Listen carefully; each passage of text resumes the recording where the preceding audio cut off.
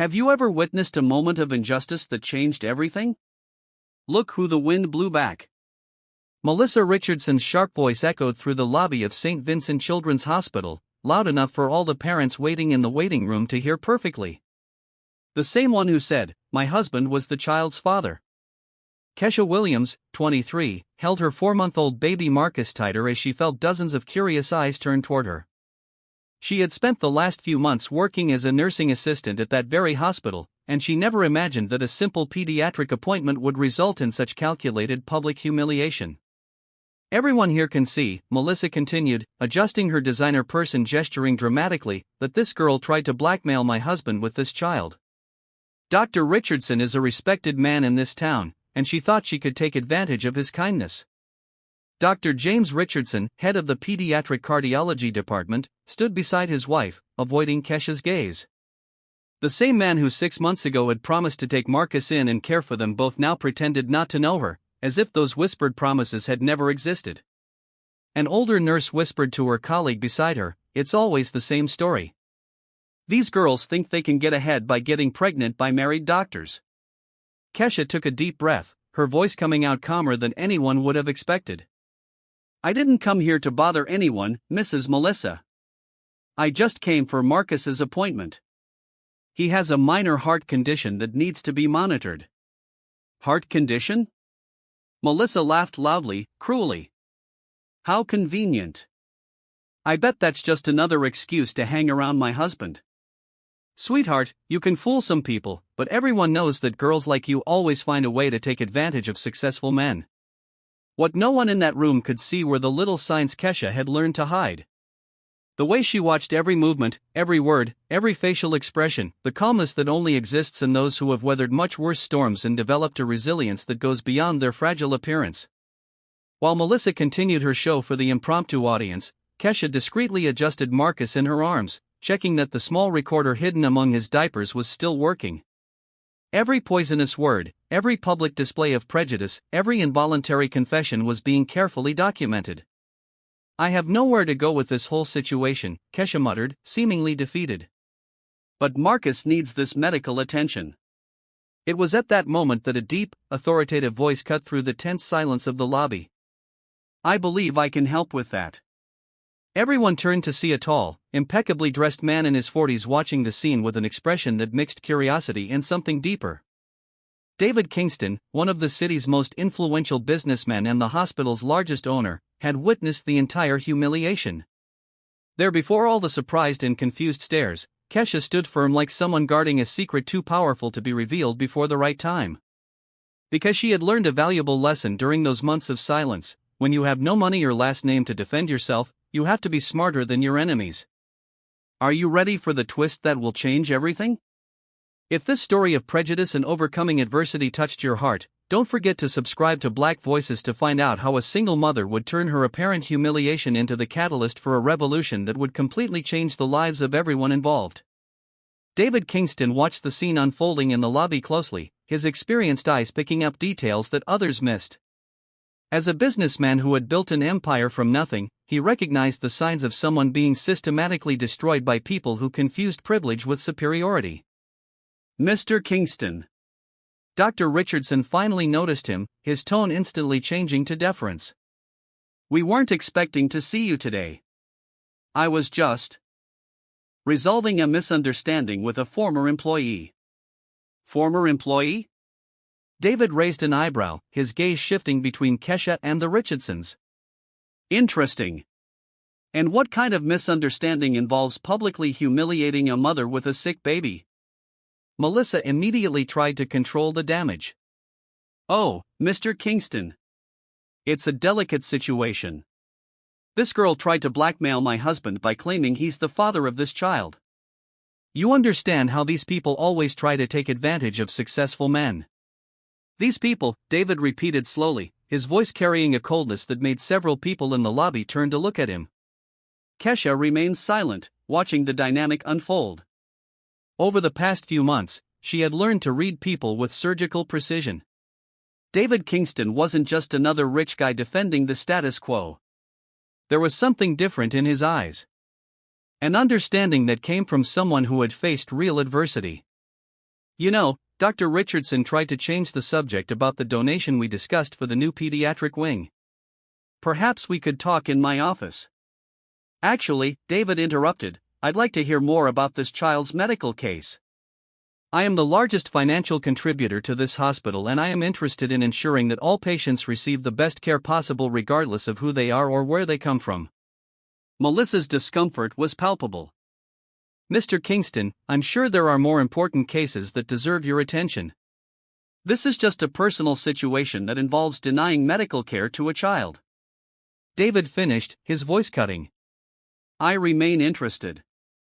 It was then that Kesha finally spoke, her voice calm but laden with a strength that surprised everyone. Marcus was born with a small ventricular septal defect.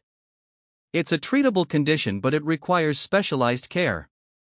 Dr. Richardson promised to personally take care of the case considering the special circumstances. Special circumstances, Melissa laughed bitterly. She means the blackmail she tried to pull. Actually, Kesha continued, completely ignoring Melissa, I'm referring to the fact that Dr. Richardson promised to take responsibility for Marcus when he found out I was pregnant. He said he would leave his wife and we would build a family together. The silence that followed was deafening. Dr. Richardson had visibly paled while Melissa looked between her husband and Kesha with a look of growing horror. James, Melissa whispered, her voice trembling. What is she talking about? David watched the scene with renewed interest. Years of business experience had taught him to recognize when someone was lying. And Dr. Richardson was clearly panicking. Melissa, you know this woman, Dr. Richardson stammered. She's obviously making up stories to try to extort money from us. Kesha calmly adjusted Marcus in her arms and said, I have the messages, Dr. Richardson. All of them, including the one from 3 weeks ago where you asked me to be patient because you hadn't found the right way to tell your wife everything yet. The change in Dr. Richardson's expression was instantaneous, from disdain to absolute terror. Melissa stared at him as if she were seeing a stranger. James, her voice was almost inaudible. Tell me she's lying. David Kingston smiled slightly. There was something about Kesha that intrigued him. The way she remained calm under pressure, how she chose her words carefully, how she revealed information strategically. She wasn't the helpless victim the Richardsons thought they were dealing with. You know what? David said loudly enough for everyone in the lobby to hear. I think we should continue this conversation in a more private setting. Dr. Richardson, I'm sure you don't mind clarifying these allegations, considering your position at the hospital and our long-standing partnership. What no one but Kesha noticed was the almost imperceptible smile that crossed David Kingston's lips. He had recognized something in her that the others couldn't see. The same quiet determination he himself had cultivated during years of fighting to prove his worth in a world that tried to keep him in his place. Each new humiliation Melissa tried to inflict only strengthened something inside Kesha that her oppressors couldn't see. A silent strength fueled by the very injustice they sought to perpetuate, growing like a storm that had yet to show its true intensity. The hospital conference room had become a psychological battlefield. David Kingston watched with growing interest as Dr. Richardson desperately tried to regain control of the situation he had created. Mr. Kingston, Dr. Richardson forced a confident smile. I'm sure a man of your business understands how certain people try to take advantage of successful professionals. This young lady is clearly trying to extort our family. Interesting theory, David replied, slowly sitting down in the leather chair. And the messages she mentioned, I suppose they're part of this extortion scheme as well. Melissa stared at her husband, her expression shifting from confusion to something much more dangerous. James, answer me directly. Did you or did you not have a relationship with this woman? Melissa, you're being ridiculous, Dr. Richardson tried to laugh, but the sound came out forced and artificial. She's obviously lying. She probably doesn't even have any real messages. It was then that Kesha calmly placed Marcus in the stroller and took her phone out of her purse. Dr. Richardson, would you like me to read some of the messages here in front of your wife and Mr. Kingston? Or would you prefer to talk in private first? The silence that followed was heavy. David Kingston crossed his arms, clearly waiting for an answer, while Melissa held her breath. You can't prove anything, Dr. Richardson said finally, his voice lower, but laden with menace. And even if you have a few messages taken out of context, who do you think will believe you? A young woman with no resources against a respected doctor with a 20-year career. David raised an eyebrow. I'm still curious about those messages. Kesha looked directly at Dr. Richardson, her voice remaining disturbingly calm. March 15, 11:43 p.m. I need more time to tell Melissa everything. I know I promised it would be after Marcus is born, but the situation is complicated. You and our son are my priority right now. The color literally drained from Dr. Richardson's face. Melissa stumbled slightly, holding onto the table. Our son, Melissa repeated slowly. You said our son to her. Go on, David said simply, clearly fascinated by the dynamic unfolding before him. March 22, 2:15 in the morning, Kesha continued, her eyes never leaving Dr. Richardson's face. I can't sleep thinking about you, too. Melissa doesn't need to know about my decision yet. When I tell her I'm leaving her, I'll introduce you and Marcus as my new family. I promise we'll be happy together, James. Melissa screamed, her voice echoing through the room. How could you? How could you betray me like this and then make me look like a fool by humiliating this woman in public? Dr. Richardson had begun to sweat visibly. Melissa, listen. I can explain those messages. I was going through a difficult, confusing time. A difficult time, David interrupted, his voice cold. Doctor, you promised to leave your wife to start a family with this young woman. Then you publicly denied any involvement. And now you're suggesting it was just a momentary confusion. That's when Kesha revealed something no one expected. Actually, there's something else you need to know. Dr. Richardson wasn't just negligent with me and Marcus. He tried to convince me to have an abortion when he found out I was pregnant. He said a baby would complicate his plans. The revelation hit like a bomb. Melissa held onto the table to keep from falling while David Kingston watched Dr. Richardson with an expression that had become dangerously serious. She's lying, Dr. Richardson exploded. This is slander. Mr. Kingston, you can't believe the words of this opportunist, he finally said, but the damage was already done. Kesha smiled for the first time since the confrontation had begun. It wasn't a smile of joy, but of someone who had just seen his opponent make a fatal mistake. Dr. Richardson, she said softly, do you remember the conversation we had about abortion? It was in your office on December 28. You said, and I quote, it would be best for everyone involved if you got rid of the problem before people start asking questions about a mixed-race baby in the hospital. David Kingston slowly turned to Dr. Richardson, his eyes narrowing. Mixed-race baby. What an interesting word for a doctor to use. She's making this up, Dr. Richardson stammered, but his body language was screaming guilt. Actually, Kesha continued, her voice gaining strength. That particular conversation was also recorded. You see, Dr. Richardson, when you spend your life being underestimated because of your color and your background, you learn quickly to protect yourself by documenting everything. The silence in the room was deafening. Melissa, truncated 551 characters, determination he himself had cultivated over years of building his empire. She wasn't a victim begging for charity. She was a strategist executing a plan. You know what, David said finally, turning to Kesha. I think you and I need to talk about Marcus' future, about your legal options, and about making sure justice is done properly. For a moment, when Dr. Richardson realized he had completely underestimated the woman he had tried to dismiss as just another opportunist, something fundamental shifted in the room's dynamic. Anyone watching closely would have noticed that it wasn't desperation that now shone in Kesha's eyes. It was the contained power of someone who was about to rewrite not only her own story, but that of everyone else in the room. The revelation about the recording completely transformed the dynamics of the room. Dr. Richardson had gone from confident predator to hunted prey in a matter of seconds. And David Kingston watched this transformation with the interest of someone who recognizes a brilliantly executed strategy. Kesha, David said calmly, before we proceed, there is something I need to disclose. My interest in this situation is not purely philanthropic.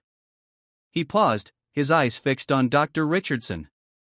3 months ago, I received an anonymous tip about discriminatory practices at this hospital. Someone was systematically documenting how Black and Latino patients were receiving inferior treatment, especially when they couldn't pay for private care. The panic in Dr. Richardson's eyes intensified visibly. Mr. Kingston, I can explain any misunderstanding. Misunderstanding, David opened his own briefcase, revealing a thick stack of documents.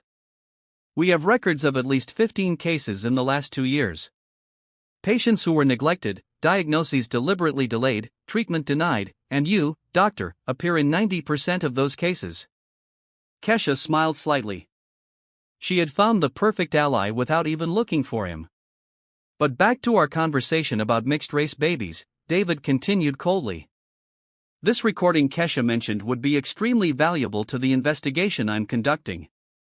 It was then that Kesha decided to reveal the full extent of her preparation. Actually, Mr. Kingston, it's not just one recording. It's 17 recordings over 6 months. Every conversation I had with Dr. Richardson, every broken promise, every prejudiced comment, every attempt to convince me to abort Marcus.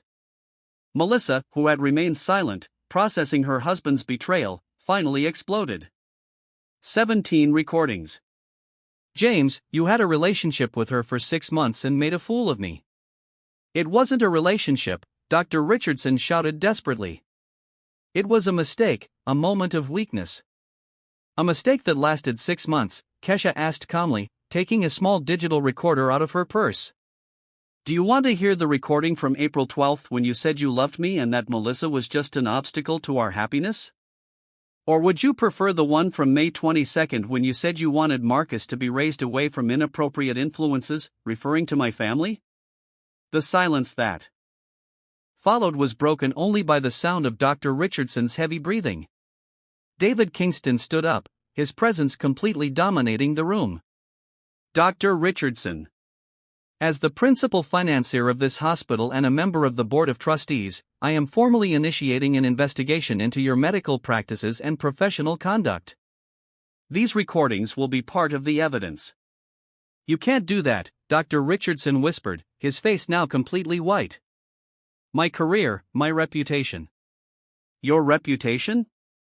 Melissa laughed bitterly. James, you just lost a lot more than your reputation. You lost your wife, your family, your integrity, and apparently, if Mr. Kingston is right, you lost your career as well. Kesha calmly put away the tape recorder and picked Marcus up from the stroller. Dr. Richardson, there's one last thing you need to know. Remember when you said no one would believe the word of a young woman with no resources against a respected doctor? She paused, her eyes meeting his. I'm not just a young woman with no resources. I have a degree in investigative journalism from State University with a specialization in documenting cases of medical discrimination. I've spent the last 6 months not only recording our conversations, but also systematically documenting every case of prejudice I've witnessed in this hospital. The revelation hit him like a ton of bricks. Dr. Richardson stumbled, grabbing the table for support. You deliberately misled me, he stammered. I protected myself, Kesha corrected. When I realized you were trying to manipulate me into aborting Marcus based on racial prejudice, I decided it was my responsibility to expose not only you, but the entire system that allows doctors like you to discriminate against patients based on the color of their skin. David Kingston watched with growing admiration.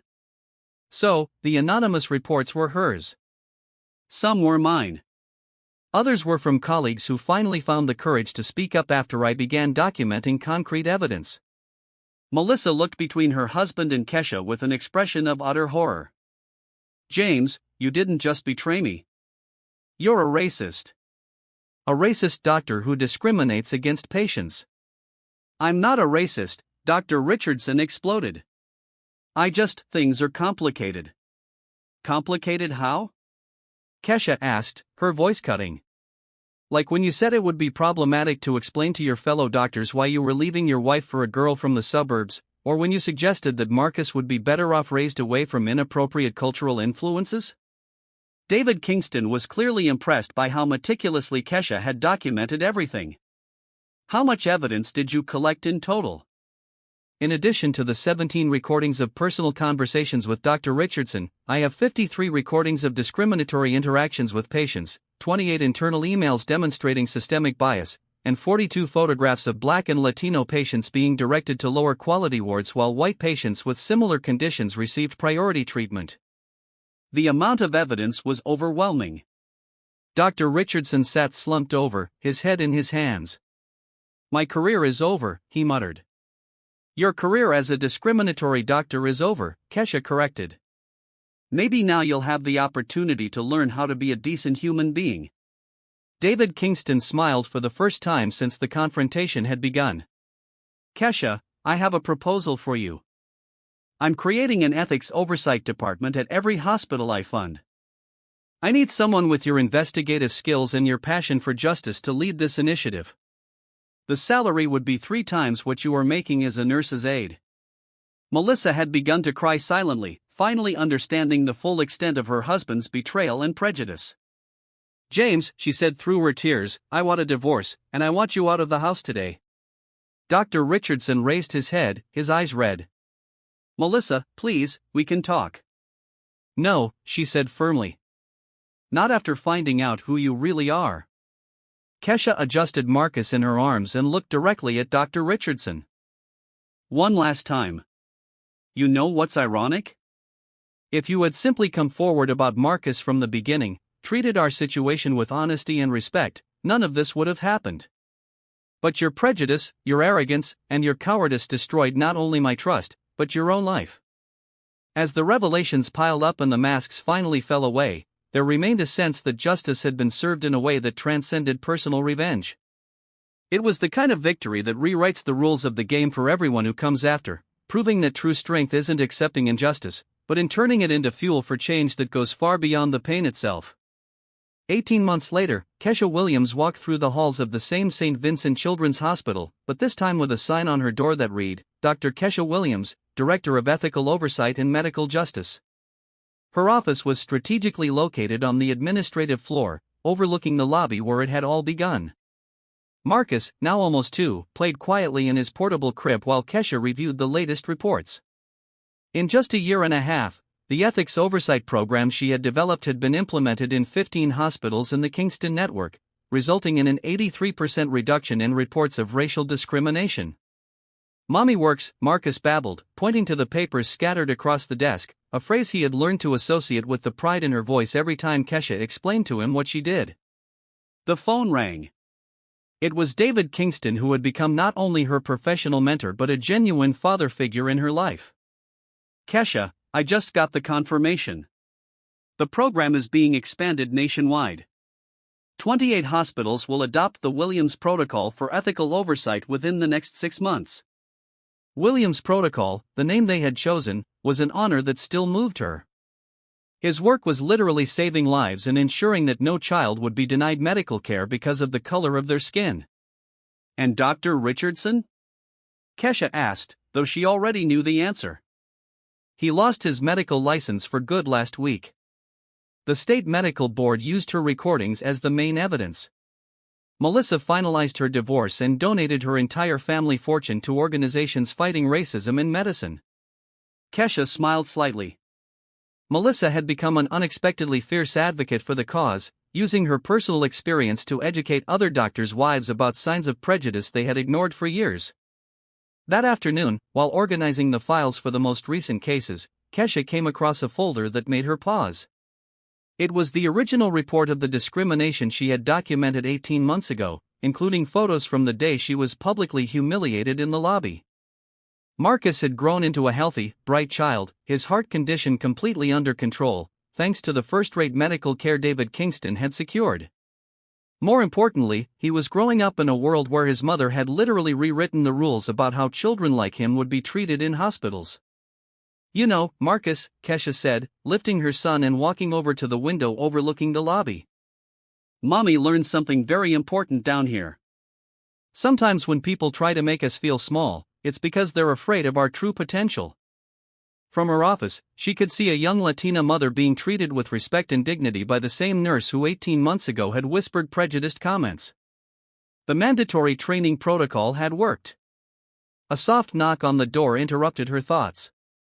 It was Carmen, David's assistant, who had become a surrogate aunt to Marcus and a close friend to Kesha. "Another impact report is in," Carmen announced proudly. The Detroit hospital reported that after implementing the Williams protocol, minority patient satisfaction increased by 92% and the average wait time for appointments became equal for all ethnic groups. Numbers, hard data, real lives being transformed because a young mother refused to accept that injustice was inevitable. That night, as she tucked Marcus into bed in her spacious apartment, a gift from David that she had initially refused, but eventually accepted when she understood it was an investment in the future she was building, Kesha reflected on the extraordinary journey that had brought her there. Dr. Richardson now worked as an attendant at a rehabilitation clinic in a role that allowed him to help people, but without the authority to discriminate against anyone. Melissa had become one of the largest funders of medical diversity programs in the country, and David Kingston, he had found a new purpose using his fortune to ensure that stories like Kesha's became catalysts for change rather than just tragic statistics. "You know what's most ironic about this whole story, Marcus?" Kesha whispered as the baby fell asleep. "If Dr. Richardson had simply treated me with respect from the beginning, he would still be a respected doctor married to a wealthy woman. But his prejudice not only destroyed his own life, it created the force that transformed the entire system." As she watched her son sleep peacefully, Kesha smiled, thinking of how many other children would now have access to the same quality medical care Marcus received.